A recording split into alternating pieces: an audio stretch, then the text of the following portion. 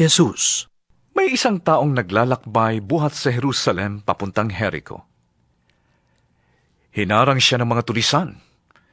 Kinuha pati damit sa katawan, binugbog at iniwang halos patay na. Nagkataong dumaan doon ang isang paring Hudyo. Nang makita ang taong nakahantusay, lumihis siya at nagpatuloy sa kanyang paglakad. Dumaan din ang isang Levita. Ngunit nang makita niyang nasaktan, lumihis din ito at nagpatuloy sa kanyang paglakad. Ngunit may isang Samaritanong naglalakbay na napadaan doon.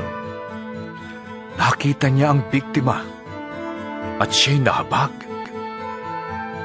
Nilapitan niya ito. Binuhusan ng langis at alak ang mga sugat at binendahan. Pagkatapos, isinakay ng Samaritano sa sarili niyang hayop ang lalaki at dinala ito sa bahay panuluyan at inalagaan doon. Kinabukasan, binigyan niya ng 2 denaryo ang may-ari ng bahay panuluyan at sinabi, "Heto, alagaan mo siya at kung higit pa riyan ang iyong magagastos, babayaran ko sa aking pagbabalik."